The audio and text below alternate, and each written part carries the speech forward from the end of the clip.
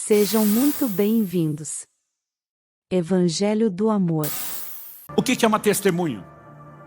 Testemunha é alguém que viu ou ouviu alguma coisa. Eu e você, diferente daqueles 12, não tivemos o privilégio de estar perto com Jesus, de poder levantar com Pedro e dizer: somos testemunhas da sua ressurreição, porque vimos ele morrer e depois ele aparecer ressuscitado. A grande maioria de nós nunca viu Jesus. Como é que nós vamos dizer que somos testemunhas da sua ressurreição? Quando pelo poder do seu Espírito, ele começa a agir de forma sobrenatural na minha e na sua vida. As evidências de que ele está vivo se manifestam. Um dia eu tive uma conversa franca e honesta com um ateu não hostil. Porque assim, tem uns que não dá para conversar e tem uns que a conversa até vai. E aí eu fui brincar com ele. Eu falei: meu amigo, eu queria ter a fé que você tem. Ele falou: como é que é? Eu não tenho fé. Eu falei: claro que tem fé. É muito mais difícil de crer no que você crê do que crer no que eu creio. E ele: como assim? Eu comecei a conversar com ele. Eu falei: cara, uma coisa é você dizer que é um agnóstico, que não tem conhecimento de Deus, se ele existe, não sabe onde está. A outra é você querer garantir que ele não existe. Você garantir que ele não existe, talvez você seja Deus, pelo menos no meu conceito. Cara, como é que é? Eu falei: ele pode não estar aqui no Brasil. O que garante que ele não está lá na China? E mesmo se você for procurar lá na China, o que garante? Enquanto você foi para a China, ele não foi dar uma voltinha no deserto do Saara e que depois ele não acabou indo para outro canto da Ásia. Então você não só tem que ter a capacidade de procurá-lo em todos os lugares. Falei: além de que ele pode não estar nesse planeta, mas está em outro. Então você não só tem que ter a capacidade de procurá-lo em todos os lugares, mas de vasculhar todos os lugares ao mesmo tempo, para garantir que ele não está em lugar nenhum. E se você consegue vasculhar todos os lugares ao mesmo tempo, você é Deus. Ou seja, para garantir que ele não é, você deve ser no lugar dele. Não dá para não crer que ele não existe. O cara falou: nunca pensei desse jeito. Falei: pois deveria. Falei: tua fé é maior do que a minha. Ele deu corda, deu espaço, falou: agora, olha, deixa eu te falar algo. Eu não quero discutir se a Bíblia é ou não é a palavra de Deus, não ainda. Para mim ela é, mas não quero botar isso na discussão. Falei: deixa eu te contar algumas coisas. Eu falei: eu tive essa situação na minha coluna, fui desenganado pelo ortopedista aqui da cidade, fulano de tal, CRM e tal. Pode anotar o telefone dele se você quiser perguntar. E eu não sei se o cara ia perguntar, mas ele anotou o telefone. Falei: meu filho é considerado chamado por um médico que não professa a mesma fé que eu, de um menino milagre, porque era para ele estar morto no dia do parto, porque aconteceu isso, isso e isso. E o médico e a equipe dele até hoje fala isso. Pega o nome, te dou o CRM e o telefone. Ele anotou. Falei: minha esposa passou por essa experiência. Chegou uma hora e falou: tudo isso que você está falando é verdade? Falei: é. Ele falou: e eu posso conferir? Falei: claro. Ele falou: amigo, vou falar uma coisa para você. Se isso acontecesse comigo, ele falou assim: que eu cria. Quando a Bíblia diz que nós vamos ser testemunhas, não é apenas ter coragem para falar de algo que é difícil de acreditar, é você ter provas. Esse poder entra em operação na sua vida, você começa a viver o sobrenatural. E o que eu e você precisamos entender é que Jesus está dizendo: eu não quero só o meu Espírito habitando em você, garantindo sua salvação. Eu quero colocar você numa vitrine. Eu quero te dar poder e autoridade para pregar o Evangelho, para viver de uma forma que seja inspiradora. Pastor, então todo mundo vai ser salvo? Não, não foi nem com Jesus. Vai ser comigo, com você? Mas muito mais gente vai ser, se eu e você formos testemunhas que manifestem o poder, do que seria se a gente só pregasse um discurso. Quem está entendendo? Então, precisamos compreender o que é experiência. Em essência, a segunda experiência, o batismo no Espírito, é um revestimento de poder. E ele começa com a porta de entrada.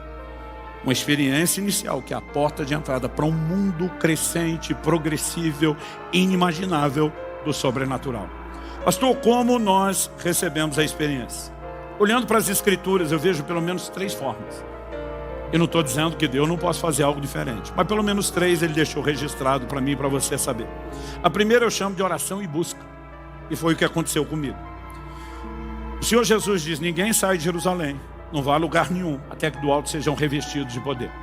Quando você lê Atos capítulo 1, verso 14, você percebe que enquanto eles estavam esperando, de acordo com aquilo que foram orientados, instruídos por Jesus, a palavra de Deus diz assim: todos esses, primeiro vai dar o nome dos apóstolos, incluindo Matias, o substituto de Judas. A Bíblia diz: todos estes perseveravam unânimes em oração, com as mulheres, com Maria, mãe de Jesus, e com os irmãos dele. Ou seja, Eles agora estão simplesmente esperando, orando, buscando a Deus, orando, esperando. Jesus falou, dentro de poucos dias, não falou quanto tempo. A Bíblia não dá detalhes. Outro dia alguém falou, sabe que eles ficaram 10 dias trancados sem sair da sala? Eu falei, eu acho um pouco difícil. A necessidade de alimento, de necessidade fisiológica, de todo o resto. Mas por pelo menos 10 dias eles estão perseverando unânimes em oração. Eu fico aborrecido quando um crente ora 5 minutos, não recebe, eu falo, Deus não deve ter isso para mim. Eu digo, dava com muita fome pelo jeito. Pode desistir tão depressa. Oração e busca. Outro dia alguém falou, pastor, por quanto tempo eu tenho que buscar? Eu digo, até chegar lá. Simples assim. Então, a pessoa pode estar lá, ela e Deus, orando, buscando. Em algum momento, a coisa vai acontecer, como aconteceu no dia de Pentecostes com aquele grupo. Mas, há momentos onde a gente pode reconhecer não só o que houve no dia de Pentecostes. O dia de Pentecostes foi um resultado, pelo menos para aquele grupo, da oração e da busca. Então a gente pode dizer, houve um derramar do Espírito. É lindo quando você está num ambiente, um derramar do Espírito. O derramar do Espírito é aquele negócio que fala assim, perdeu o controle. Deus veio, é Deus purinho, veio com força, veio com intensidade, veio de repente. Eu me lembro de uma reunião onde tivemos, e foi algo para mim, talvez, o mais parecido com o que a gente lê no dia de Pentecostes até hoje. Aliás, eu não sei se os outros ouviram, mas eu ouvi o barulho do vento entrando. E aquilo parecia uma onda varrendo o salão. Na verdade, era um ginásio cheio, buscando a Deus. E por onde aquele negócio entrou, do jeito que o barulho veio, foi pegando todo mundo. Foi um negócio massivo. Eu nunca vi nada igual, nem antes e nem depois. Mas aproveitei. Nadei de braçada aquele dia. Foi algo especial. Agora, Atos capítulo 10. A partir do verso 44, a Bíblia diz que Pedro ainda está pregando. Ele não terminou a mensagem, não fez o apelo, não deu tempo de chamar o povo na frente, preencher a fichinha da consolidação, nada disso. A Bíblia diz simplesmente, caiu sobre eles o Espírito Santo. Eu gosto da expressão caiu. Eu falo que tem hora que parece que a glória despenca de fazer galo na cabeça. Ela vem e vem com tudo, e simplesmente há um derramar. E eu já vi muita gente foi cheia do Espírito Santo assim. Não dá nem para medir qual era a intensidade da busca, mas parece que estava no lugar certo, na hora certa, né? E de alguma forma foi tocada. Mas a Bíblia também nos mostra. Em Atos, no capítulo 8, dos versos 14 a 16, que eu mencionei, Pedro e João impondo as mãos. Aliás, a Bíblia diz que Simão, o anjo que converteu, está de olho. E a Bíblia diz que ele viu que pelas mãos deles era comunicado o Espírito Santo, as pessoas recebiam. Em Atos 19, Paulo, quando pega aquele grupo que se intitulava discípulos lá em Éfeso, e os batiza na água, e a Bíblia diz que eles foram cheios do Espírito Santo, eles passaram, né, naquele momento em que foram cheios do Espírito Santo, estou fazendo referência aqui a Atos 19, verso 5, passaram também a profetizar. Quando eu olho para isso, eu fico pensando, poxa, a Bíblia fez questão de registrar que Paulo impôs as mãos sobre eles, assim como Pedro e João fizeram. Então, nós temos oração e busca. O indivíduo está lá sozinho e diz, eu e Deus, eu estou nessa. Existem momentos onde há um derramar do Espírito Santo. Existem momentos de imposição de mãos. É por isso que eu disse que ainda que nós vamos ter uma oração geral, crendo num derramar, nós também vamos ter imposição de mãos. Pastor, se a experiência não acontecer hoje, eu acho interessante a gente saber que tem que lidar com probabilidades. Mas normalmente quando quem me pergunta isso, minha pergunta de volta é, e por que não pode acontecer hoje? Porque parece que a pessoa já está esperando que não aconteça de novo. Se a gente recebe o Espírito pela pregação da fé, e eu e você só cremos que nunca é o dia, a gente pode estar empurrando desnecessariamente uma experiência. Você sabe quem são as pessoas mais fáceis de ser cheias do Espírito Santo? O cara que acabou de converter, que não entende nada, que ninguém botou minhoca ou abobrinha na cabeça dele, que não ensinou conta, que não falou nada. Parece que esses caras estão prontos. Você bota a mão na cabeça, o cara desanda a falar em língua, o que aconteceu comigo? Porque nem sabe o que é aquilo. Mas às vezes o crente, ele fica tão cheio de preocupação, talvez ele mesmo quer garantir, não, se não acontecer, eu preciso ter um plano para não duvidar de Deus, mas já está duvidando antes do plano. Antes do plano de não duvidar, ser colocado em execução, ele já está. Então minha primeira pergunta é, por que não?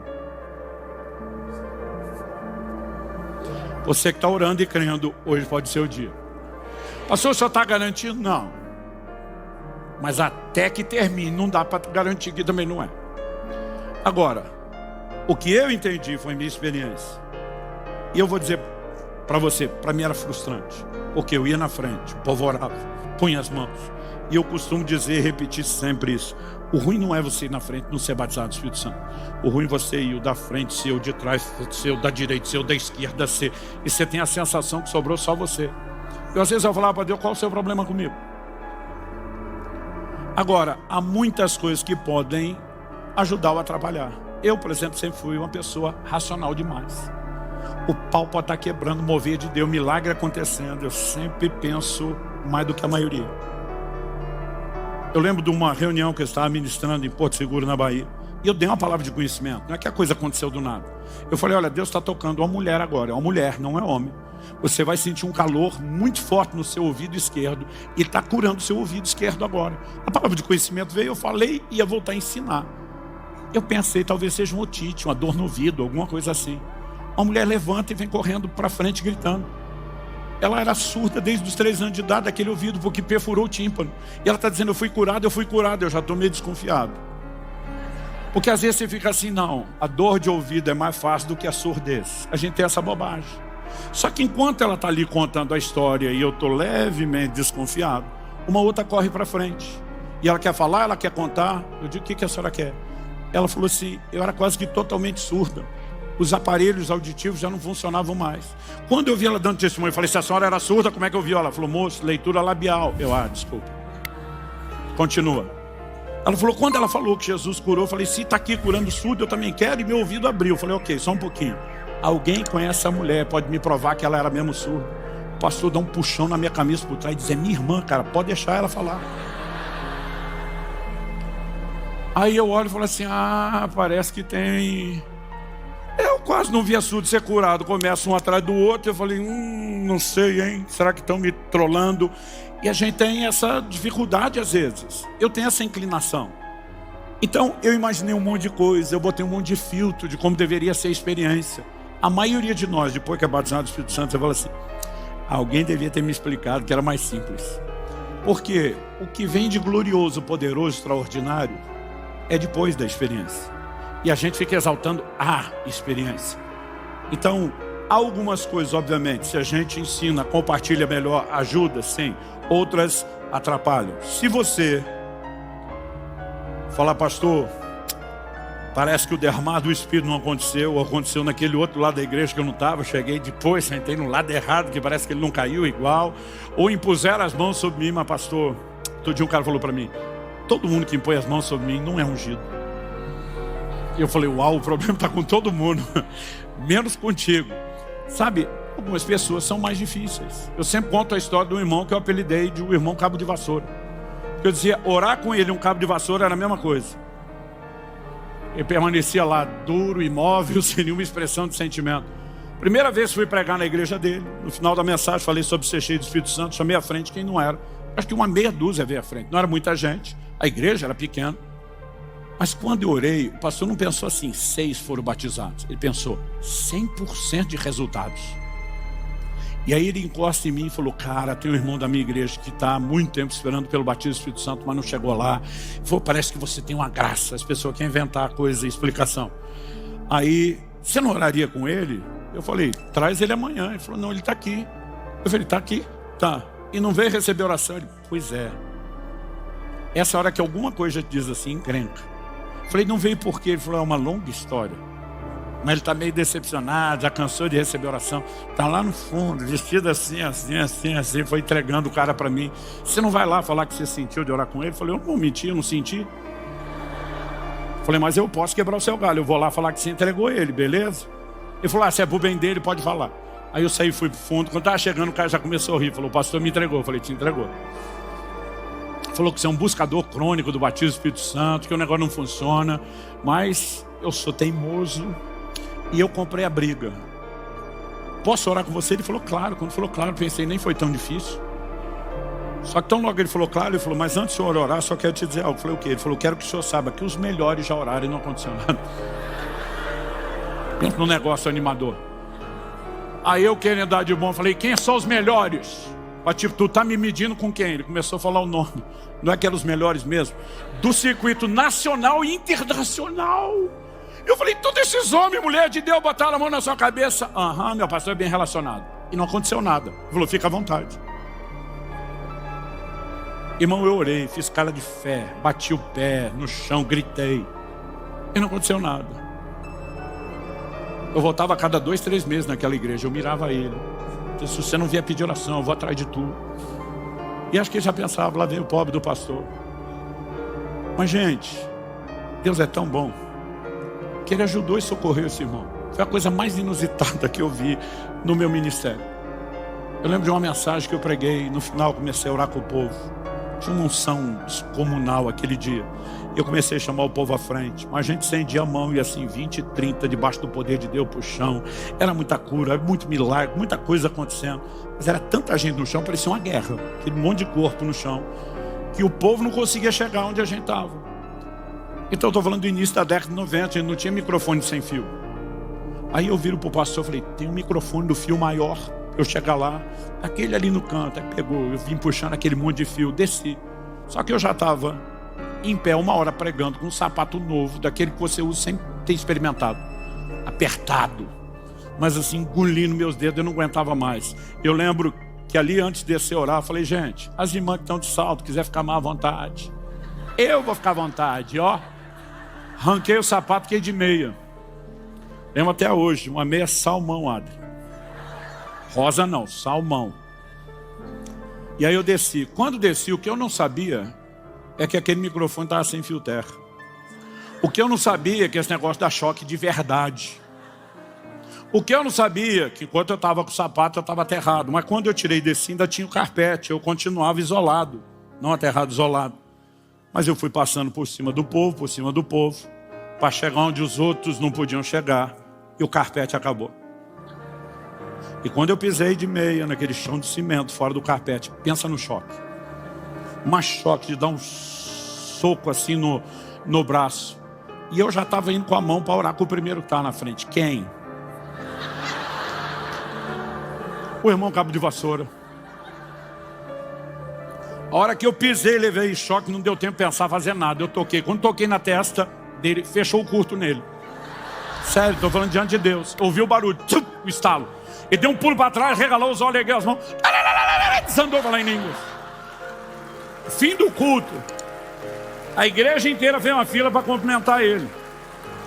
Antigamente, eu não sei de onde que nós tiramos isso, mas antigamente, quando alguém era curado, revelado, batizado no Espírito Santo, a gente ia dar os parabéns.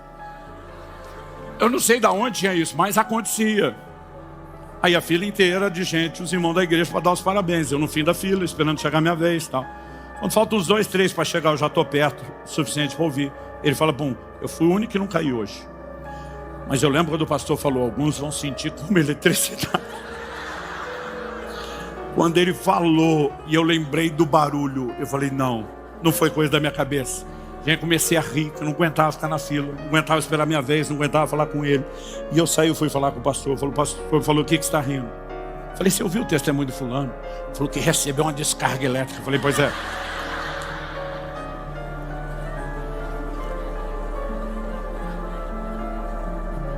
O microfone do fio grande, o pastor botou a mão na cabeça, porque ele sabia do que ele não tinha me avisado. O sem fio terra. Eu falei, aquele que você não me contou, que eu tirei o sapato, que acabou. Eu falei, alguém tem que contar para ele que aquilo não foi o Espírito Santo. O pastor falou, eu não vou falar. Eu falei, se você não falar, eu falo, alguém tem que falar. Ele olhou para mim e falou assim, Subirá, calcula a probabilidade estatística. Depois de tanto tempo que a gente está orando, clamando por esse cara que tem emperrado, que o motor não pega de jeito nenhum. Tem um problema no motor de arranque dele. Ele falou, qual a probabilidade de você aparecer hoje? O sapato que você está usando a primeira vez, que você não testou, que você não aguenta mais, na hora de orar com ele, dele não conseguir chegar, dele ser o primeiro, dele estar exatamente no final do carpete, e ele foi falando, eu comecei a pensar a probabilidade estatística, falei, difícil. Ele falou, a descarga que ele sentiu pode não ter sido sobrenatural, mas Deus usou. Falei, estou com você nessa. Falei, eu também não vou falar não. Gente, durante uns 2 anos ia naquela igreja. Eu ficava do lado dele no louvor, eu ria. E eu pensava, não posso falar. Ele olhava para mim com a cara, Deus está abençoando. Eu dizia, você nem imagina. O que eu quero te dizer, se eu apliquei fé para um cara desse, que não era nem ovelha do meu rebanho, eu vou aplicar para você. Nem que seja um choque que te pegue de surpresa uma hora dessa.